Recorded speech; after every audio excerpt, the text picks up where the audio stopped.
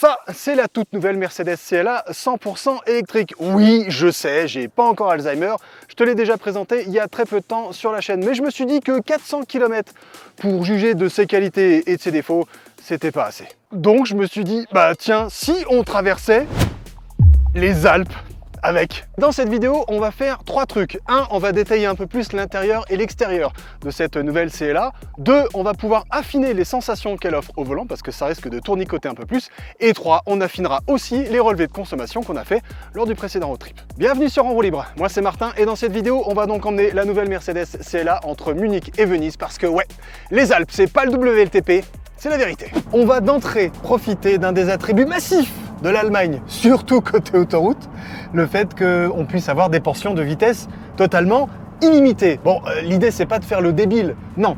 L'idée c'est juste de pousser cette CLA dans ses retranchements de vitesse pure, parce qu'elle est censée aller jusqu'à 210 km/h en vitesse de pointe, et surtout de se rendre compte de 2 choses qu'on n'a pas pu faire en France. 1, voir si elle va jusqu'à 210, et 2, à quel point elle est stable, et même 3 ou 2 bis, à quel point elle est toujours silencieuse à des vitesses un peu élevées. Tiens, il y a une portion illimitée qui s'annonce, c'est parti!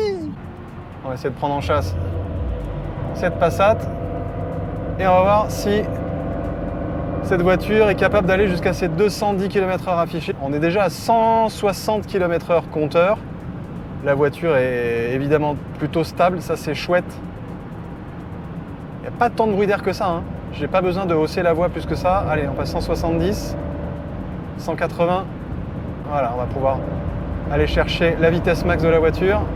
188, 192, 196, 200, 205, 209, 211, 212 compteurs, 213.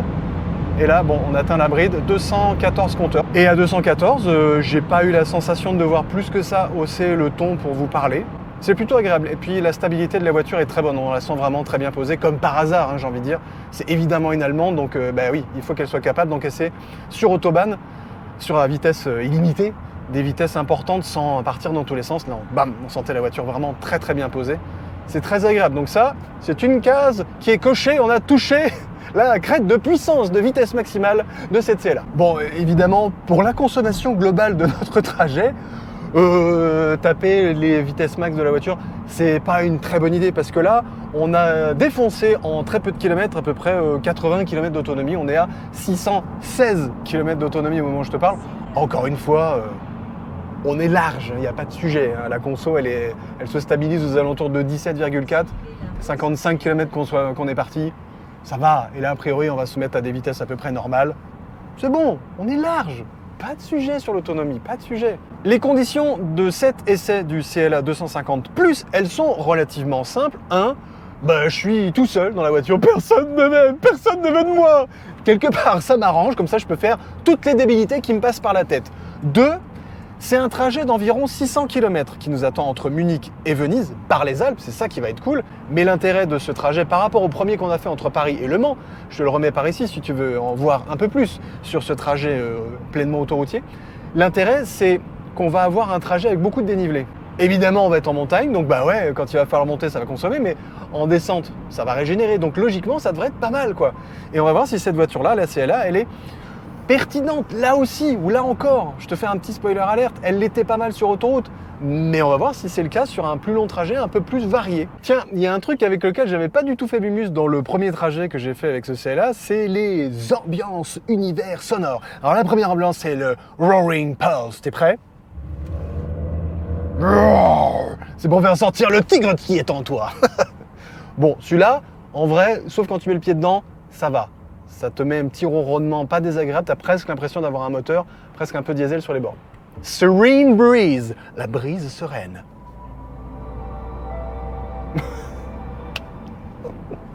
C'est toujours aussi ridicule, non seulement les noms, puis l'association du truc, j'ai l'impression d'être sur un tapis blanc, avec des étés, t'as l'impression qu'il y a des paillettes qui sortent de ton pot d'échappement. Il n'y en a pas parce que c'est une électrique, mais t'as compris que tu navigues sur un arc-en-ciel. C'est ridicule. On change d'ambiance sonore direct. On va faire Fractal Fusion. Fusion fractale. Alors ça c'est bonjour, je suis dans un jeu vidéo, je suis dans Roblox quoi. Voilà, à peu près le truc. C'est dégueulasse. Ça, c'est pas possible. Et on a le dernier qui est Granular Fuzz. J'ai peur, parce que celui-là, déjà, le graphisme est dégueulasse. T'as l'impression qu'il y a un mec qui fait du tambour derrière toi, t'es prêt?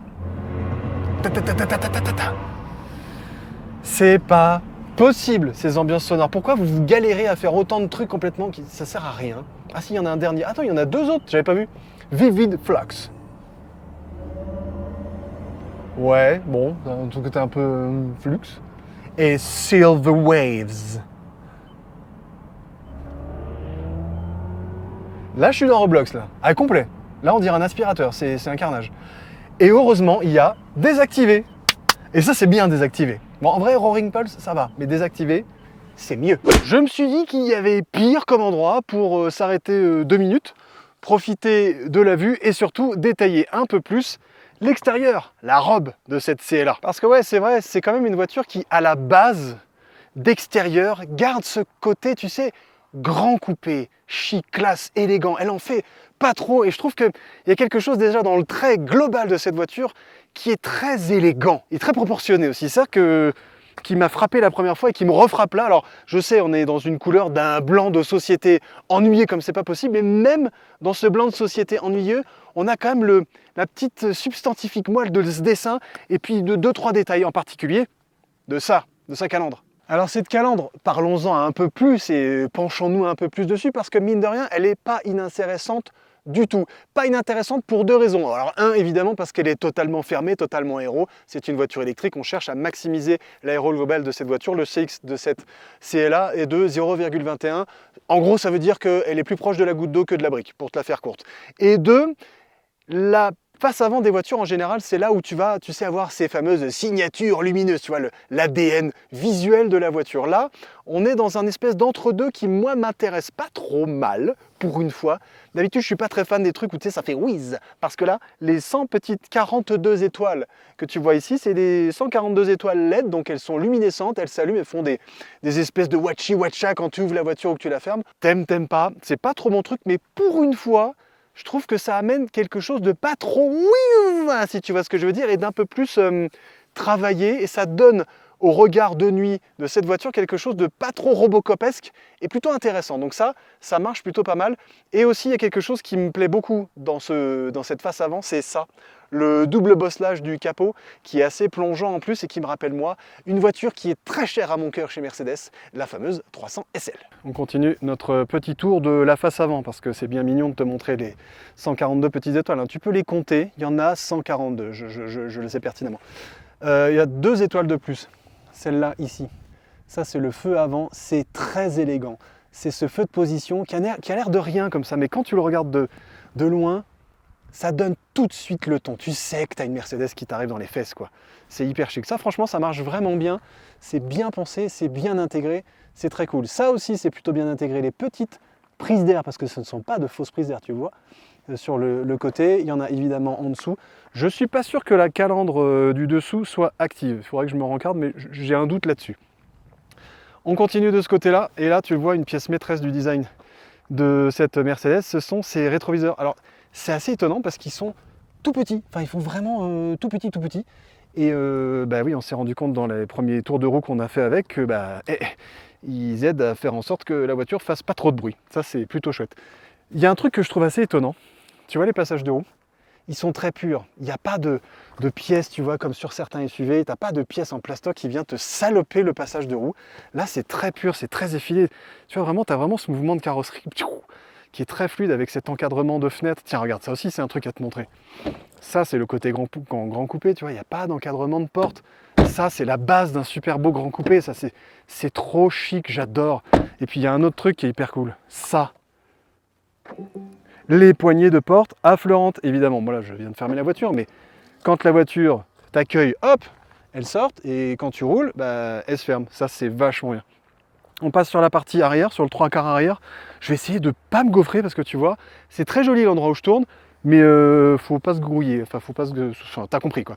Donc face arrière de notre CLA 250+, un truc déjà à remarquer, le fait qu'une fois de plus, regarde, on le voit pas trop parce que là il fait pas hyper sombre, mais ça se voit quand même un petit peu en reflet. Il y a encore la présence de l'étoile de façon relativement discrète. Et pour une fois, Le bandeau lumineux arrière de cette CLA, bon alors peut-être pas sur le blanc qui nous accompagne, mais sur les couleurs un peu plus sombres, il s'intègre vraiment bien, c'est très élégant, c'est hyper joli. Et il y a un truc qui permet de très bien intégrer aussi ce bandeau qui, moi, je trouve un petit peu bizarre, tu sais, avec cette forme un petit peu pincée, mais pas vraiment, c'est le fait que... Alors, je vais essayer de te rouvrir la voiture. Tiens, regarde. Parce qu'elle vient de se fermer, la coquine. Hop. Il y a une ligne, un petit bandeau lumineux, juste ici. Tac, tu le vois là, ici. Tac, tac, tac, qui vient de s'allumer, là, qui vient de s'illuminer. Et ça permet d'asseoir un peu plus l'horizontalité de la voiture et de garder quand même quelque chose d'assez bien posé sur la route. Ça, c'est vraiment, vraiment bien foutu. Et puis, ce qui est bien foutu aussi, c'est que tu as un espèce de pare-choc béquet, enfin un pare-choc diffuseur, tu vois, c'est pas vraiment... et c'est bien flagrant sur cette couleur noire et blanche, tu vois, tu as vraiment... C'est un pare-choc, quoi. Mais sauf qu'on arrive par ce jeu de couleurs à faire en sorte que ce soit quasiment un diffuseur, alors que la voiture, elle est pas si sportive et pas si basse que ça, mais là, ça fonctionne vraiment très bien. Le logo 250C là, vraiment, si tu veux le garder, garde-le, mais moi je l'enlèverai parce que c'est pas très joli. Ça, c'est assez chouette, l'étoile pour ouvrir le coffre. Tu fais comme ça et hop, le coffre s'ouvre. Le coffre, on en reparlera un peu plus tard, promis, t'inquiète pas.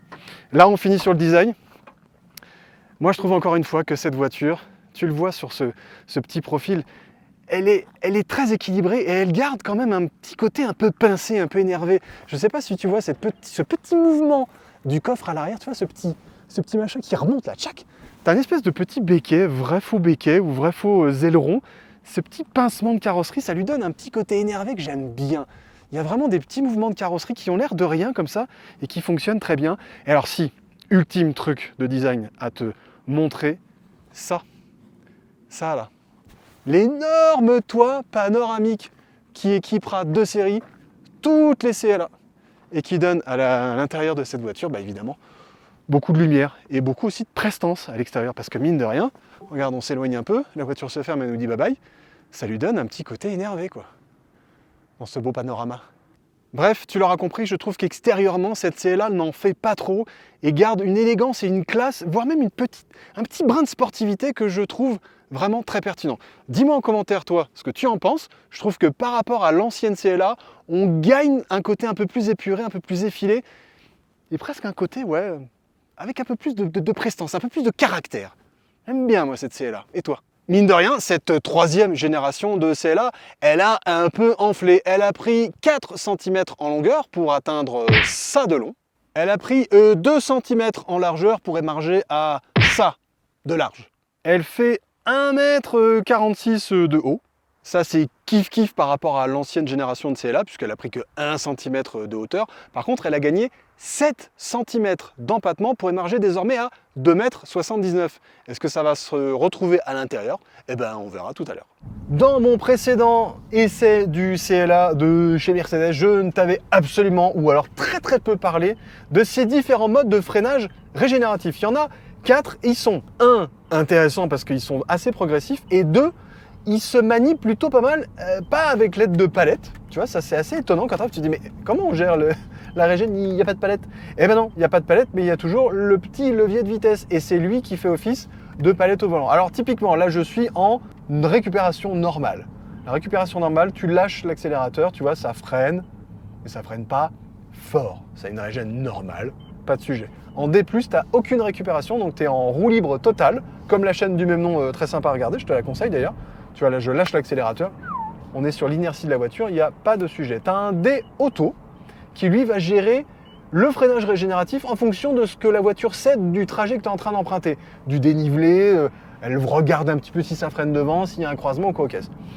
Perso, je le trouve pas hyper pertinent, enfin moi en tout cas je l'aime pas trop, parce que je sais jamais trop ce que la voiture va faire. Et ça me permet pas d'anticiper mon freinage comme moi j'aime le faire et j'aime le sentir. Surtout sur un freinage régène, tu as quand même envie de savoir un peu quand tu lâches l'accélérateur ce que ça fait.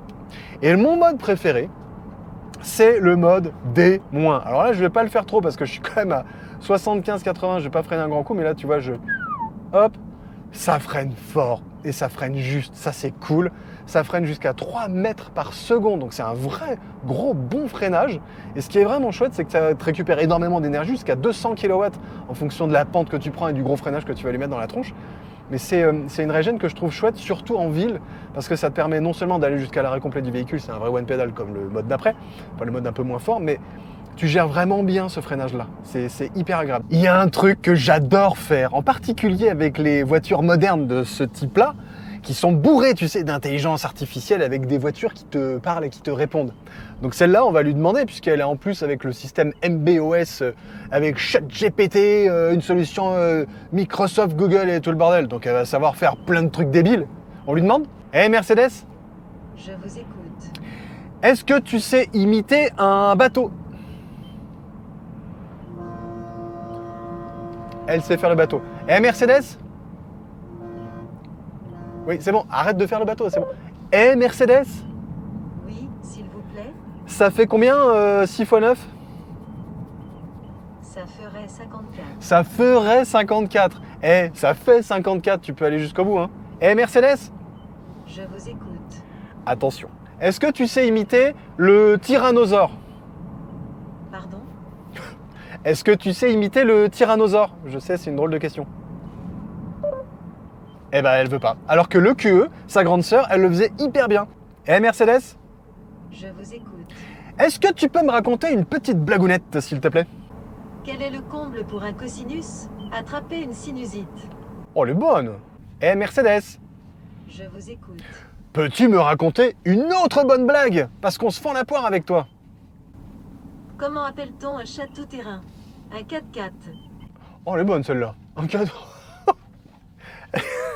Bon, forcément, lui demander des trucs débiles, ça prouve pas sa grande intelligence. Je sais bien. T'as quand même de réponses assez rapidement aux choses que tu lui demandes. Bon, sauf les trucs complètement débiles, mais ça c'est mon problème, c'est que je demande trop de trucs débiles aux voitures. Il faudrait que vous m'interrogiez moi, les gens qui conceptionnaient les trucs d'intelligence artificielle, comme ça je pourrais vous donner un peu de ma débilité artificielle, ou pas du tout d'ailleurs. Ok, on vient de sortir d'une petite portion, on va dire. On a grimpé une montagne, et puis on est redescendu. Pour mémoire, quand on est sorti de l'autoroute, là où on a mis un bon petit coup de dent pour voir à quelle vitesse roulait notre CLA, hein, voilà, on était aux alentours de 17,3 kWh au 100 km.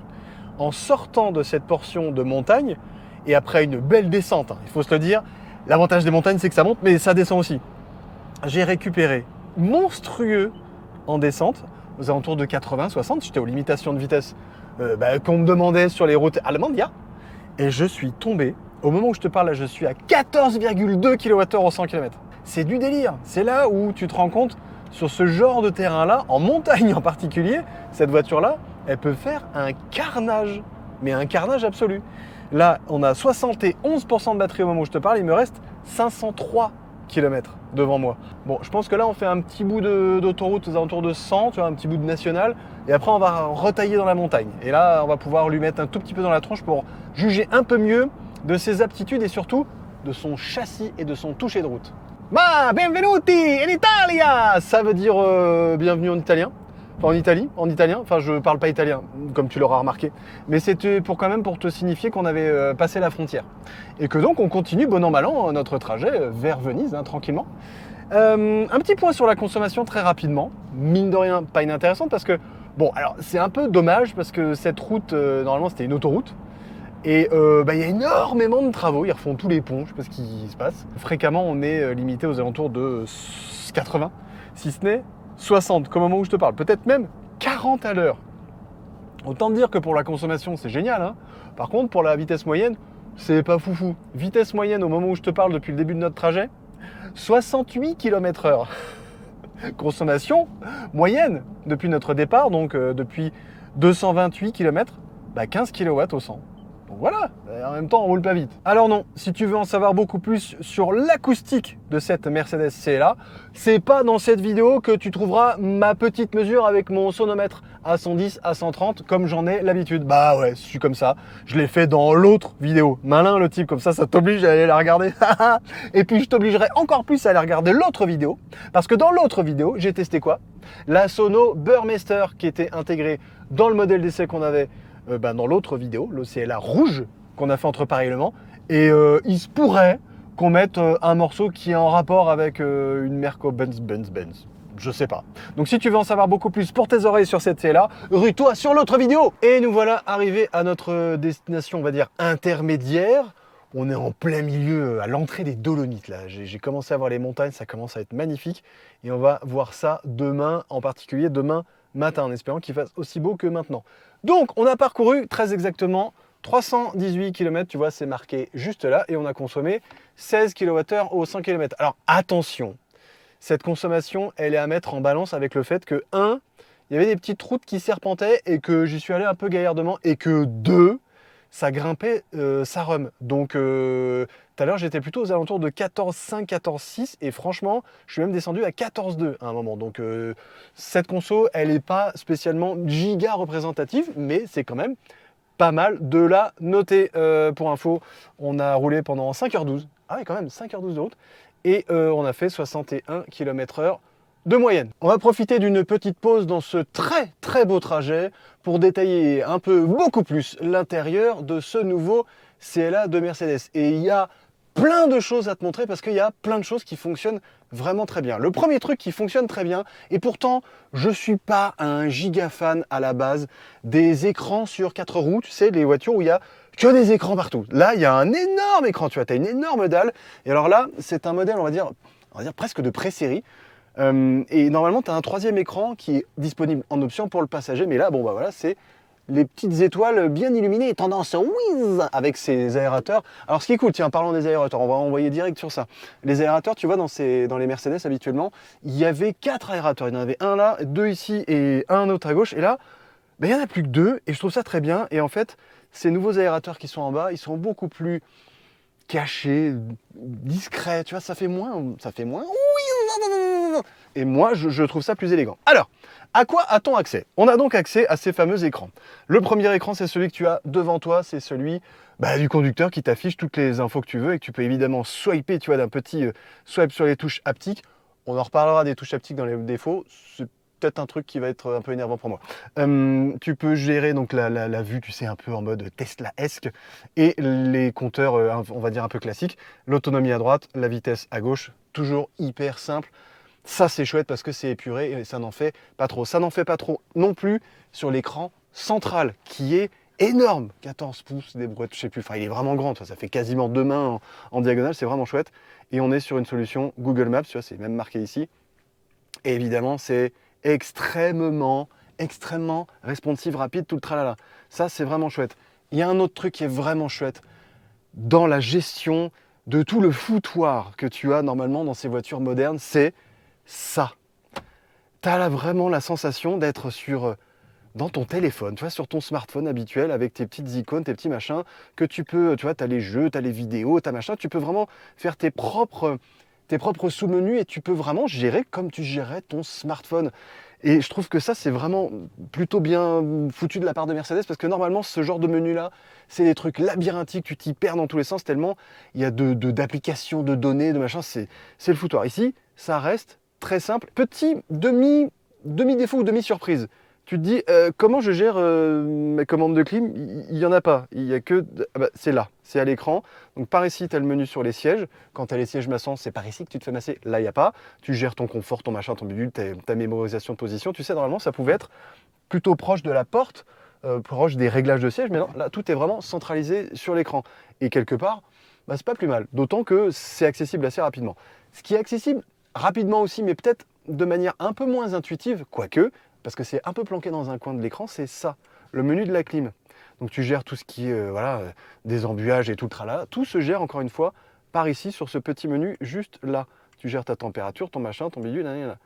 La petite maison, c'est pour revenir à l'écran central qui restera d'office lié au GPS. Donc ça, c'est vraiment, tu as toujours ton GPS en énorme avec les infos de conduite qui apparaissent par ici, dans ce coin-là. Et tu as évidemment tout un tas d'infos, les infos de la batterie, les infos de la voiture en elle-même, les infos, tu vois, tu peux ouvrir ta trappe de recharge, tu peux ouvrir ton coffre, tout se centralise vraiment là-dessus. Donc du coup, tu as très peu de boutons, voire pas du tout de boutons, ou alors quelques petits boutons par ici, Dynamic Select, les caméras de parking, l'écran pour l'éteindre, le truc pour faire blabla avec ta voiture, tu coupes le son, tu gères ton volume par ici.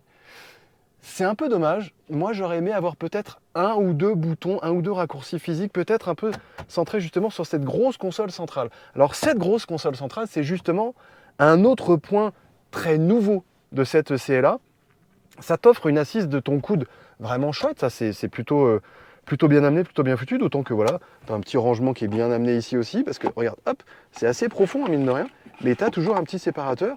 Ça, c'est d'office et c'est bien amené. Tu n'as pas besoin de l'acheter en back market chez je ne sais qui, tu vois le genre. Par ici, c'est un petit porte-gobelet qui va bien. Tu peux mettre ton télépéage, ton machin, tes clés, ce que tu veux.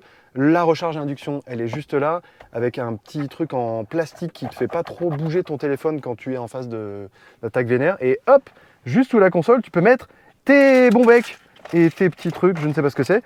2 prises USB-C par ici, une là et une par ici. On passe aussi sur les rangements. Donc je t'ai déjà montré cette petite truc ici qui est bien. En plus, ça tombe bien sur le coude, ça te fait office d'accoudoir génial.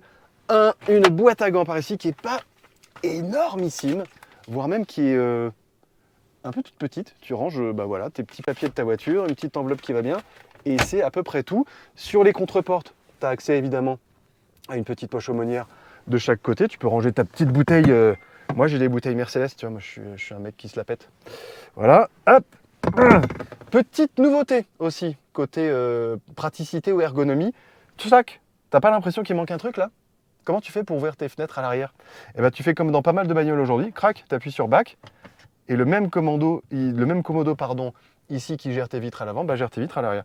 Et franchement, ça se fait hyper bien, c'est très simple, c'est bien amené, c'est ergonomiquement pas mal foutu, ça tombe bien sous la main. J'ai pas de sujet à ce niveau-là. Pour régler tes sièges, c'est par ici. Pareil, ça, j'étais un peu bof au début chez Mercedes, mais maintenant, je m'y habitue et ça se fait hyper bien. C'est très sobre, c'est très simple. Un autre truc, justement, tant qu'on parle des sièges, ça, là, regarde, tu vois ça, là? Ce petit truc-là, ça te permet de faire quoi?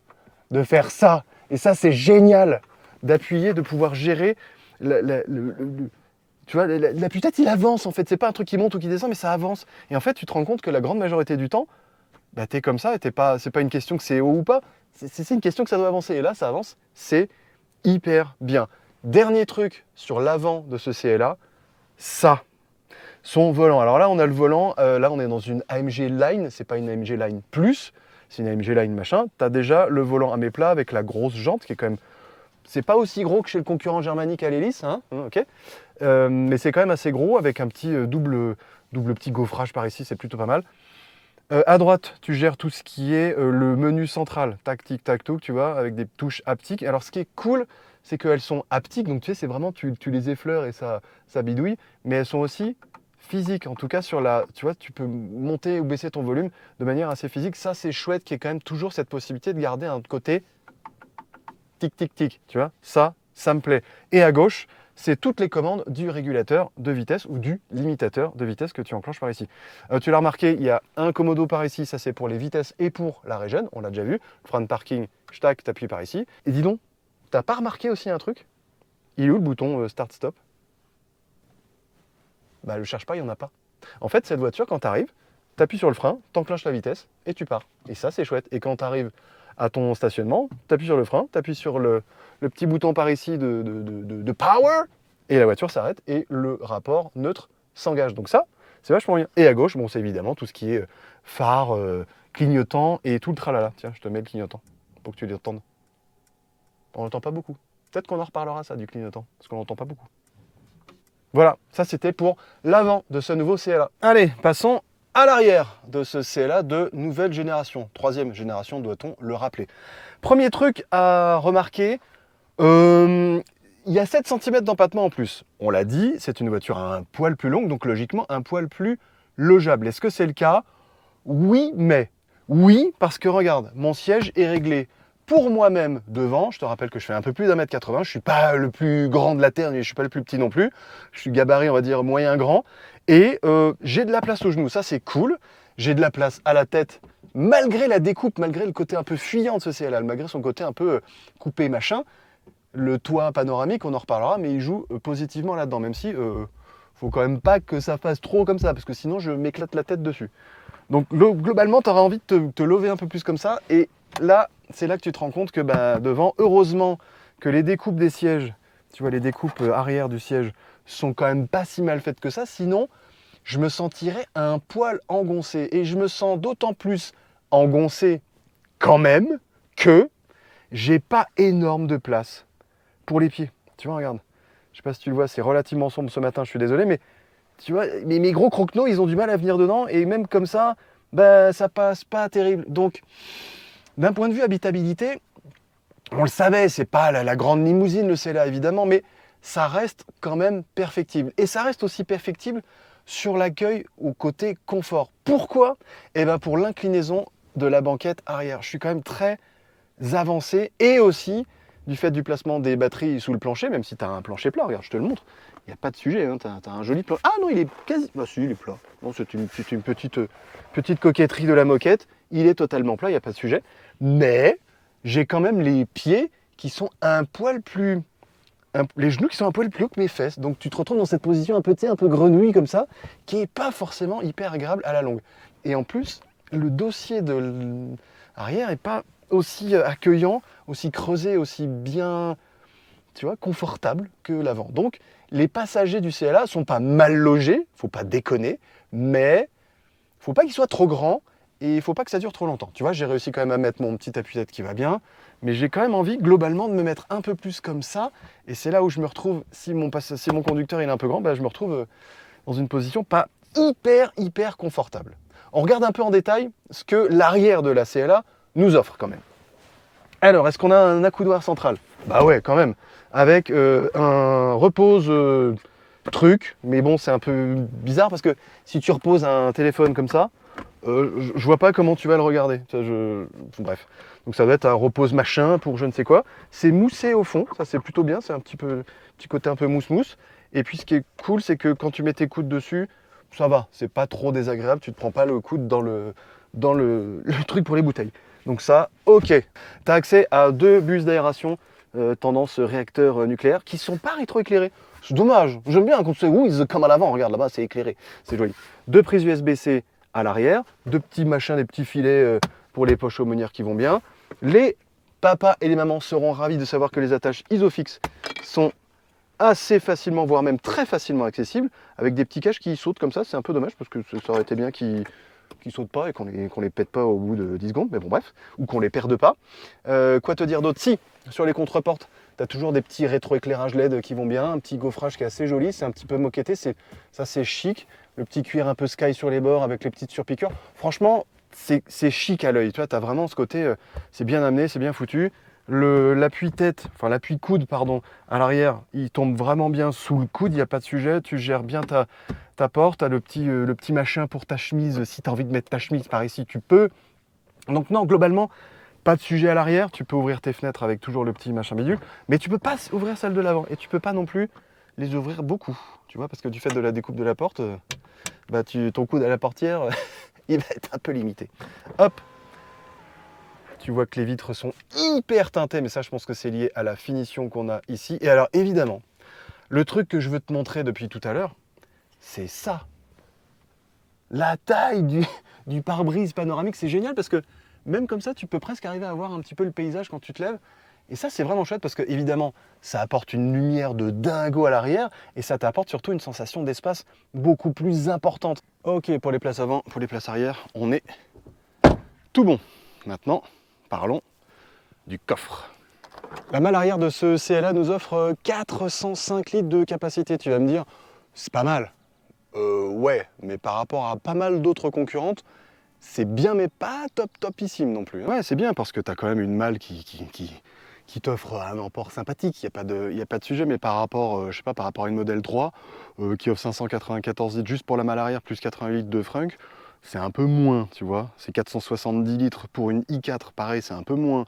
Par contre, c'est kiff-kiff avec la BYD Seal. Donc ça, tu vois, c'est pour ça que je te dis que c'est bien mais pas top. Ce qui est bien mais pas top aussi, c'est évidemment, bah, tu vois, c'est pas un haillon, c'est une malle. Donc c'est pas évident de forcément charger. Le seuil de chargement, il est hyper haut parce que tu es quasiment à mi-genou pour charger tes trucs. Et la découpe du coffre en elle-même n'est pas non plus hyper pratique. Je pense que tu peux ranger ton sac de golf là-dedans. Hein. Ça passe bien, tu vois, là, la petite découpe par ici et là, ça va être nickel. Ton parapluie il rentre aussi. Niveau sous-coffre, qu'est-ce qu'on a? Il y en a un, mais il est tout petit.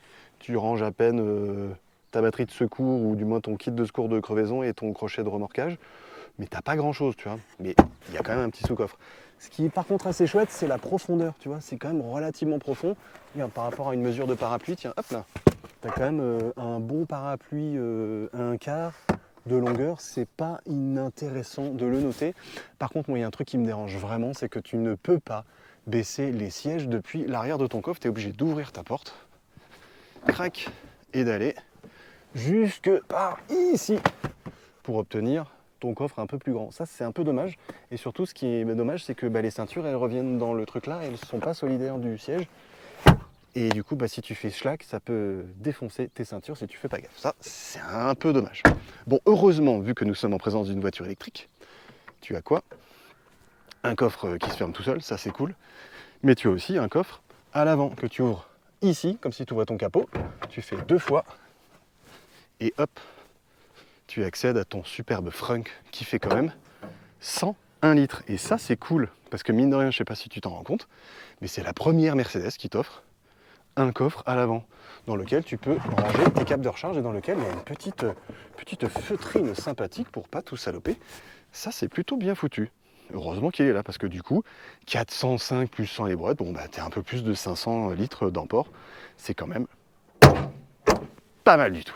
Bon, évidemment, il faut que tu le saches, hein, mais si tu es en mal de mal, il y a une version shooting brake du CLA qui débarque incessamment sous peu, je crois, pour la fin d'année 2025, début d'année 2026, avec les mêmes genres de motorisation et avec une malle un petit peu plus grande. C'est pas non plus le coffre hangaresque du coin, mais c'est un peu plus grand. Donc si tu en as besoin, tu pourras avoir un shooting brake. On va profiter des magnifiques routes qui entre au moment où je te parle dans les Dolomites pour juger un peu plus du châssis de cette Mercedes CLA et de son toucher de route, j'ai envie de dire. Alors on va faire 2 trucs très importants.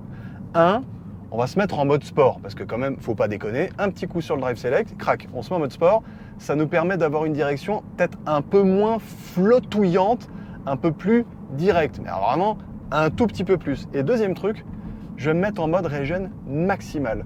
Pourquoi je fais ça? Parce que cette voiture, mine de rien, elle est faite pour ça. Elle est faite pour utiliser la régène comme frein principal.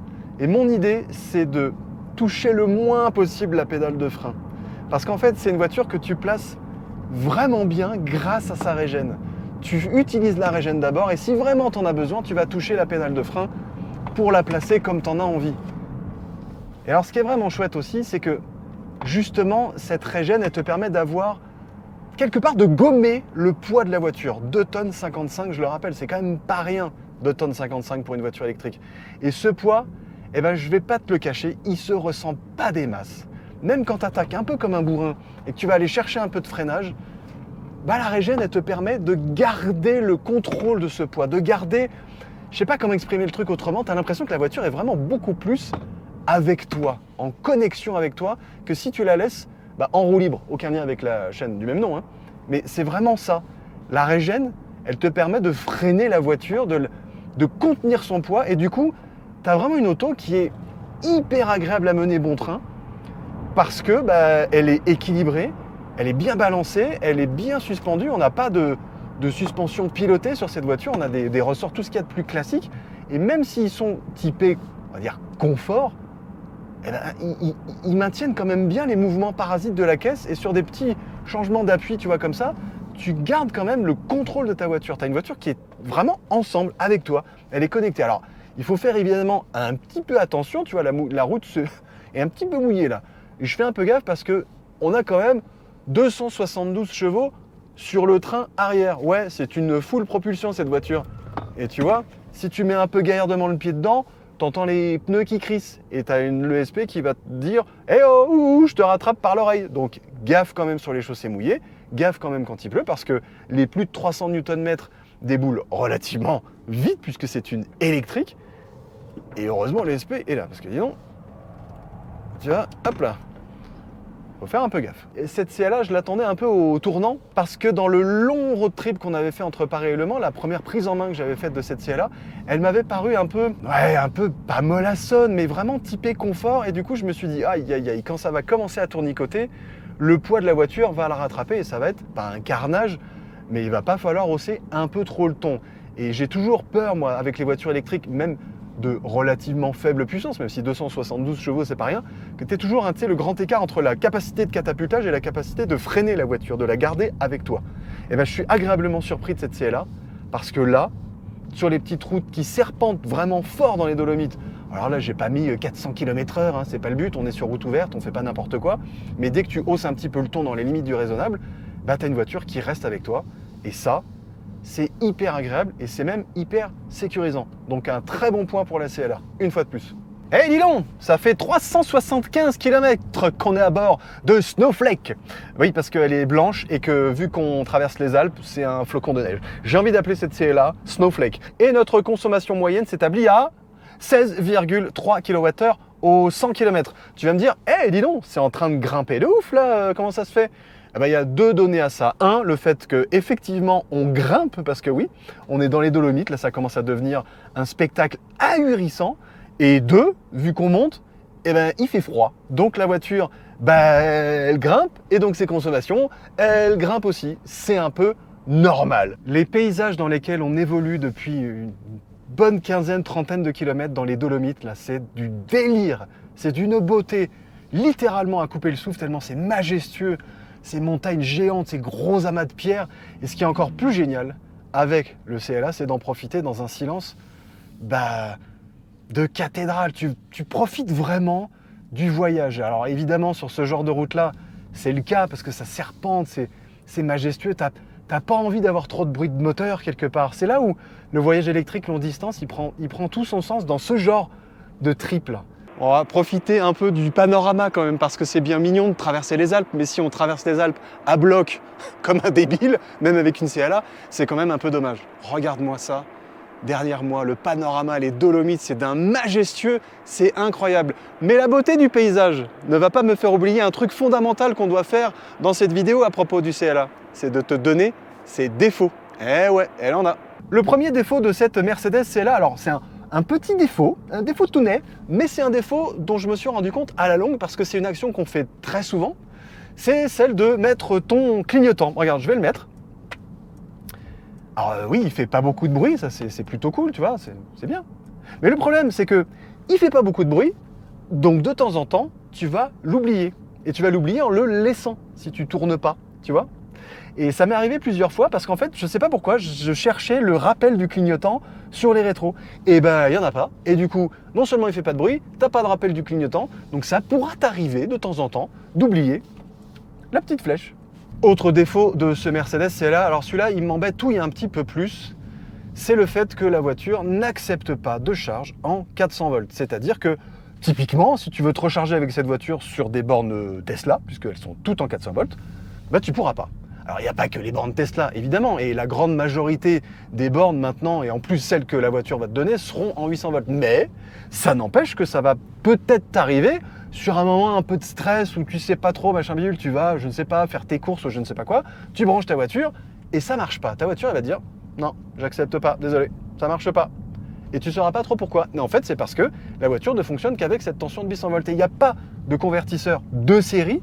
Alors heureusement, le marché américain a forcé un peu la main de Mercedes en mode les gars, nous on a beaucoup de chargeurs en 400, donc il nous faut un convertisseur de fait. Donc on pourra obtenir en option, pour se rassurer quelque part, un convertisseur en 400 volts sur cette CLA, mais ce sera encore une fois en option et pas de série. Et en fait, moi ce qui m'embête là-dedans, c'est le fait que cette CLA, elle enlève beaucoup de freins de la mobilité électrique au sens large du terme, c'est-à-dire le frein de l'autonomie, tu l'as plus, le frein de la recharge où tu dis, ouais, j'en passe 3 plantes, non, tu l'as plus aussi.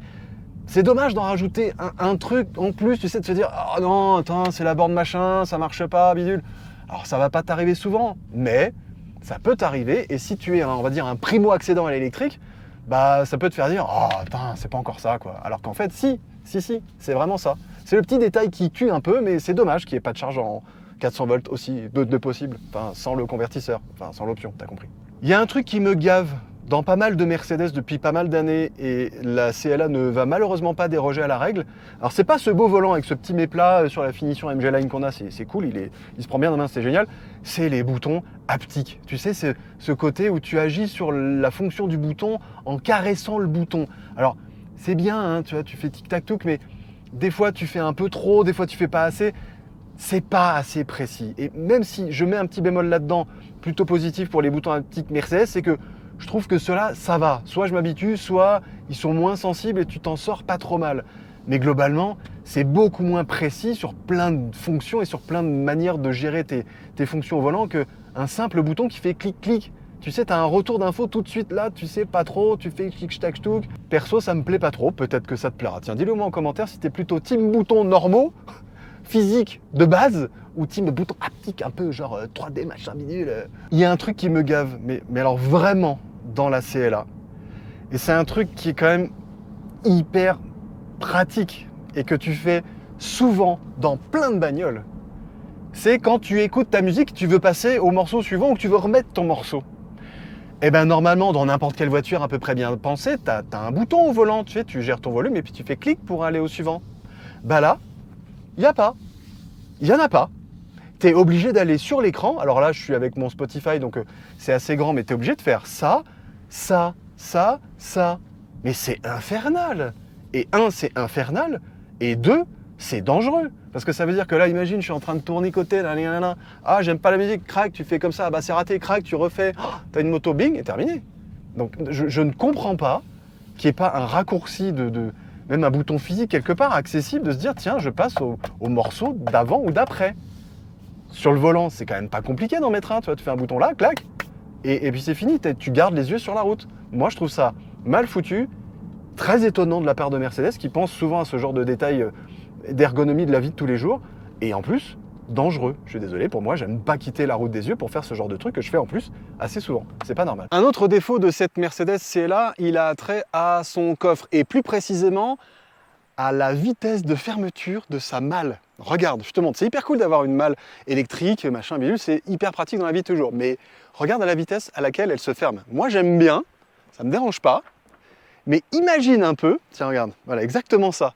À la place de mon sac à dos, là, qui a fait en sorte que la malle ne se fermait pas, imagine que c'est la main d'un petit zouzou qui est un peu tête en l'air. Tu sais, les petits enfants qui sont là, ouais, papa, regarde, j'ai un machin bidule. Toi, t'es là, ouais, mon fiston, c'est super, machin bidule. Tu fermes le coffre et flac, le petit doigt, il est dans la malle et la main, elle est de l'autre côté. Donc, gaffe, c'est pas un vrai gros giga défaut de cette Mercedes CLA, mais la fermeture rapide de sa malle arrière, ça peut amener à 2-3 petits accidents pas très rigolos, même si je me doute que, tu l'as vu, la malle, elle se ferme pas totalement, ça va pas faire crunch sur le doigt, mais ça peut quand même un peu faire mal. Donc gaffe, ça va peut-être un peu vite pour certains. Ça, c'est un défaut de cette CLA qui va peut-être te faire souffrir si, comme moi, t'es un peu grand, que t'as des grandes jambes et que t'aimes bien prendre un peu de place autour de toi. Cette grosse console centrale, elle est pas mal, hein. Tu peux ranger plein de trucs ou coquesse, mais elle est un peu imposante, et en particulier sur ce côté-là, là où tu vas caler ton genou, et en particulier sur des petites routes de montagne qui serpentent, là où tu as justement envie de te caler un peu de temps en temps quand ça tourne, et que tu appuies un peu comme un gros débile, bah, il y a un moment, la console centrale, elle fait mal. Parce que ouais, ici, c'est que du plastoc, et c'est du plastoc dur, il n'y a pas de, de petit plastique un peu moussé. Et c'est dommage de ne pas avoir pensé dans ce coin-là à mettre presque un petit repose-genou, quoi. Et ça manque un peu, en vrai. C'est dommage. Et enfin, l'ultime défaut de cette Mercedes CLA, bah malheureusement, c'est son prix, ses tarifs. Alors ok, c'est vrai, l'offre de lancement de la Limited Edition, qui court jusqu'à fin 2025, elle est plutôt intéressante, parce qu'à partir de 52 900 balles, tu as quand même déjà une voiture qui est bien équipée, avec une bonne gueule, et nanani, nanana. C'est cool. Par contre, sur cette base-là de la Limited Edition, tu rajoutes quelques options, comme sur la bagnole de près qu'on a là maintenant, qui n'est pas le sapin de Noël absolu, il n'y a pas la Sono Burmester, il n'y a pas les sièges massants comme on avait sur la précédente CLA qu'on a essayé il n'y a pas longtemps, et ben elle vaut quand même 59 900 €, la petite bête. Donc autant te dire que quand les tarifs normaux vont revenir à l'attaque tout début 2026, pour avoir la même voiture bien équipée, avec le bon petit moteur qui va bien, la grosse batterie et tout le tralala, bah les 59 000 balles, va falloir débourser un peu plus, quoi, hein, voire même beaucoup plus. Et là, le rapport prix-prestation-service de cette voiture, qui est quand même pas inintéressant du tout, à ce prix-là, aux alentours de 52-54 000 balles, quoi, là, à partir de 2026 et aux tarifs normaux, ça va peut-être être un peu moins le cas. Parce que je pense que pour avoir la même voiture bien équipée comme celle qu'on a là, va falloir débourser plus de 63, 64, si ce n'est 65 000 balles. Et là, d'un seul coup, on retrouve les tarifs Mercedes habituels. Bah ouais, t'es quand même dans le premium. C'est une très bonne voiture, elle a pas énorme de défauts, mais ça reste une Mercedes, donc oui, ça vaut son pesant de cacahuètes. Ok, on attaque la dernière partie de notre grand road trip montagnard, puisqu'on sort actuellement de ce magnifique parc des Dolomites, qui est d'une beauté incroyable. Je me répète, je suis désolé, mais c'est quand même hyper beau. C'est le moment de se faire peut-être un petit point consommation et aussi un petit point autonomie restante. Parce que, pour pas te le cacher, on vient de passer à peu près les 460 km sur notre trajet total, et il me reste, au moment où je te parle, 110 km d'autonomie. Bon, a priori, ça devrait passer, je crois qu'il nous reste un petit 120 km global. Donc ça devrait passer juste. La voiture s'excite pas trop pour l'instant à me dire « Attention, recharger, tout ça, machin bidule ». Sur le GPS, il n'y a pas de station de recharge qui m'est exigée. Donc écoute, on va suivre les indications de la voiture, a priori. Ça devrait passer, d'autant plus que, même si on a là 20% de batterie, on a un mode dit dégradé. C'est pour ça que la voiture, elle te dit, l'autonomie en kilomètres, là, c'est 110. Et juste en dessous, il y a maximum 159, 160. Ça dépend un petit peu là, de la conso actuelle. C'est vraiment parce que la voiture est capable de se mettre en mode un peu dégradé. Donc tu auras les performances un peu au même mode, tu n'auras peut-être pas l'écran et tout le tralala. Tu sauvegardes un maximum d'énergie pour aller le plus loin possible. Donc franchement, même si on doit être un peu ras la gueule, ça devrait passer crème.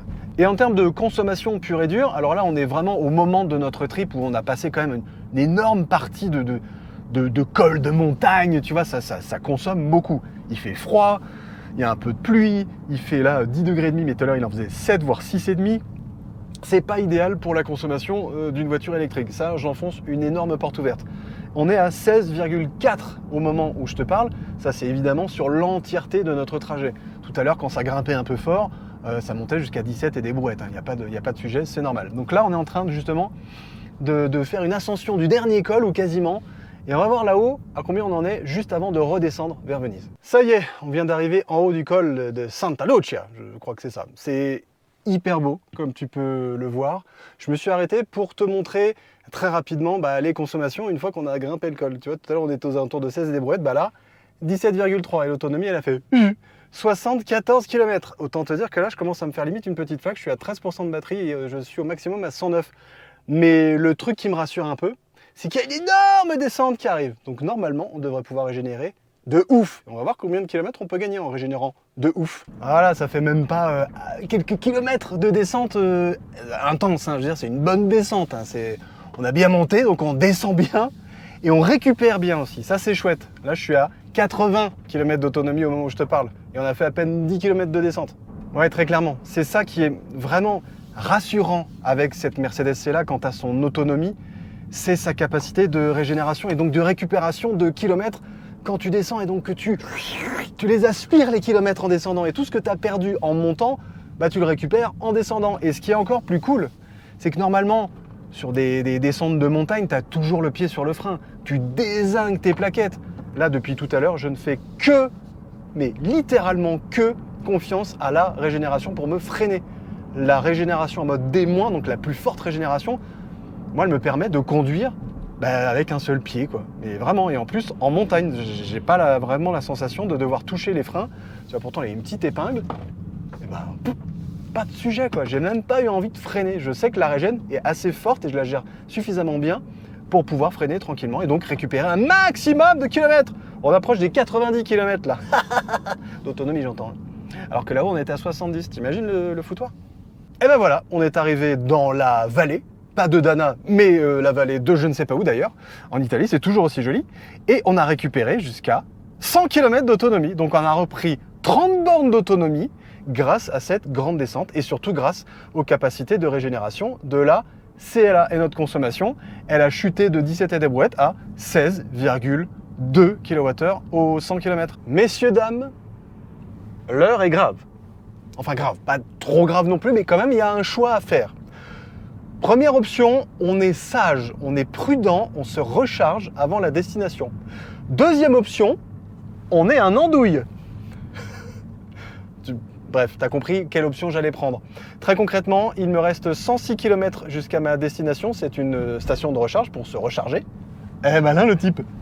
Et j'ai très exactement au compteur 110 km. Et au maximum, on a 134 km d'autonomie. Donc moi je me dis, bête comme chou que je suis, ça devrait marcher, non? On tente le coup? Bon alors évidemment, tenter le coup jusqu'au bout, ça veut pas dire être complètement débile. Donc, je me suis mis en mode éco, et 2, j'essaie de faire un maximum d'éco-conduite. Je vais pas faire d'accélération de bâtard, je vais jouer de la régène à bloc. Voilà, je vais essayer de quand même de maximiser mes chances de ne pas me retrouver sur un plateau à la fin de cet essai. Bon, je sais pas si je devrais totalement lui faire confiance à la voiture, mais elle n'a pas du tout affiché de message du genre « Wow, wow, wow !» Hey, détends-toi garçon, hein. Vu l'autonomie, vu le trajet, vu le machin, ça va pas passer, donc il faut se recharger avant. D'habitude, tu sais, voilà, on arrive à 16% de batterie, normalement, aux alentours de 10%, il y a pas mal de bagnoles qui font « Wow, wow, wow, hey !» Ça s'agirait quand même de pas faire trop le mariole. Donc bon, là, c'était déjà le cas d'ailleurs sur le précédent essai de la CLA que j'avais fait. Elle s'était pas excitée aux alentours de 10%, elle était même plutôt sereine. Donc je vais l'être aussi. On approche tranquillement, bon an mal an, de Venise. Tu vois, il se met à pleuvoir comme à Venise, quoi, c'est la base. Petit point consommation très rapide, 14,8 kWh au 100 km sur les 546 km qu'on a parcouru jusque-là. Ça fait très exactement, mais pile poil, 11 heures qu'on roule dans la CLA, à la vitesse moyenne de 49 km/h. Ouais, c'est sûr qu'en montagne, tu roules pas giga vite. Mais voilà, il nous reste 125 km d'autonomie et 64 km encore à parcourir. Je mets les mains dans les poches, là, il n'y a pas de sujet. Hein. Franchement, nickel sur l'autonomie. Donc c'est ça aussi qui est vraiment, encore une fois, pertinent avec cette bagnole, c'est que elle est rassurante, quoi. Franchement, au risque de me répéter 1 milliard de fois, elle est vraiment rassurante. Il n'y a pas de sujet au niveau de ce combo efficience, autonomie, prévisibilité, tu vois, ça marche, quoi. Enfin, pour l'instant, ça marche. Ça fait une bonne trentaine, si ce n'est un petit 40 km qu'on est sur autoroute à vitesse stabilisée de 130 compteurs, donc un tout petit peu moins au GPS, ça doit être aux alentours de 127. Et la conso bronche quasiment pas. On était à 14,5 quand on est rentré dessus, là on est à 14,6. Ça vient tout juste de grimper de 0,1 kWh au 100 près. C'est 14,6 sur la globalité de notre trajet, mais enfin, t'as compris l'idée, la conso ne s'envole pas d'un seul coup si on met 130 à bloc, quoi. Et ça, c'est encore une fois très rassurant sur l'autonomie. Notre autonomie là, elle est de 100 km et il me reste 30 bornes à faire. J'ai 70 km de marge, donc tout à l'heure c'était plutôt une petite vingtaine, une petite trentaine, donc c'est génial. On va arriver à peu près à ça, je pense. Là, on est à pile poil 10% de batterie. Et la voiture s'excite toujours pas. Ding dong. La voiture vient pas de sonner parce qu'elle n'a pas fait de bruit, mais elle vient de passer à 6%, et donc la réserve officielle de la batterie de cette voiture, c'est 6%. Il nous reste 49 km, donc c'est vraiment l'autonomie minimale, tu vois. 50 bornes, tu commences à te dire, faut chercher une recharge. Donc là, écoute, il nous reste 7,9 km, on est nickel, et en plus on va arriver hyper bas à la station. On va pas faire une courbe de charge entière parce qu'on l'a déjà fait sur le précédent trajet. Et en plus, je suis pas persuadé qu'on ait beaucoup le temps de le faire. Bon, on arrive tranquillement à la station de recharge et j'ai mis, tu sais, dans le menu de la batterie, tu peux savoir à combien est capable de charger ta batterie. Et ben regarde, charge max 350 kW. Ok, nous voilà arrivés à la borne de recharge. Tu vois, elle est juste là, c'est une 300 kW. Il y a déjà une autre voiture de branchée, donc ça va faire que du 150 malheureusement. 14,6, 610 km, 11h38, 52 km/h de moyenne. On va quand même se recharger. Allez, c'est parti. On fait ch'tic, ch'tac. On voit que c'est ouvert et il n'y a plus qu'à se brancher. Et c'est parti. Alors, on prend combien?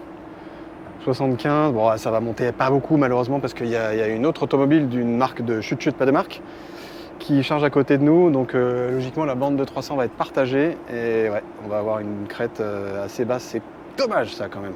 On prend donc 137 kW. C'est ballot, hein. Cause, ouais, tu vois, il me dit même que la cause, c'est la borne. Eh oui, ça c'est un vrai souci. Donc, fin probable de la charge à 18h05 pour 100%. Donc 42 minutes pour 100%.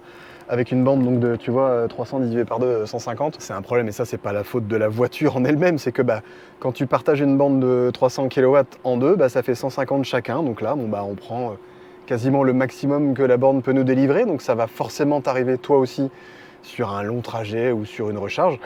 Il faut éviter de les partager les bornes dans l'idée. Mais là, voilà, il y avait plein de monde, tout le monde recharge dessus. On n'avait pas prévu qu'une marque aux 4 anneaux vienne nous embêter. Tu vois, le problème, il est là. Hein. La voiture qui est à côté, elle charge à 77% à 134 kW et nous, on est à 11% à 139. Elle tège, nous, on est à plus de 300. Hein. Large, large. Donc malheureusement, je ne pourrais pas te montrer cette crête de charge hallucinante de cette Mercedes CLA. La faute à la borne et la faute à la voiture qui charge à côté. Et bien si tu veux vraiment être certain que je ne te raconte pas de la flûte, tu me retrouves sur l'autre test. Parce que là, j'avais une borne de plus de 300 kW que pour moi. Et je peux te dire, ça enquillait grave. Est-ce que ça enquillait jusqu'à au-dessus de 320 kW? À toi de voir sur la vidéo, que je te remets en lien dans pas longtemps. Donc, est-ce qu'on peut sereinement traverser les Alpes au volant de cette Mercedes CLA 100% électrique?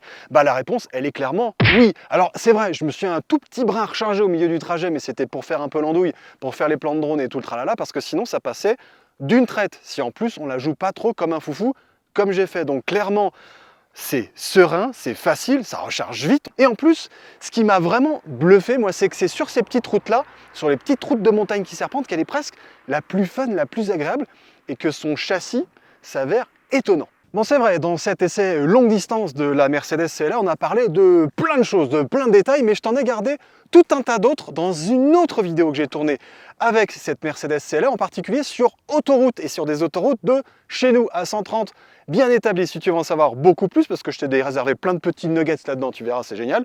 La vidéo, elle est juste par ici. Et si tu veux comparer cette CLA, qui pour moi peut être un des vrais bangers côté voiture électrique de ce gabarit-là, si tu veux la comparer avec un des best-sellers de la catégorie, à savoir la Tesla Model 3, j'ai la Model 3 de grande autonomie sur plus de 1500 km à te proposer. Et son essai, il est juste là, t'as qu'à cliquer et on se retrouve tout de suite.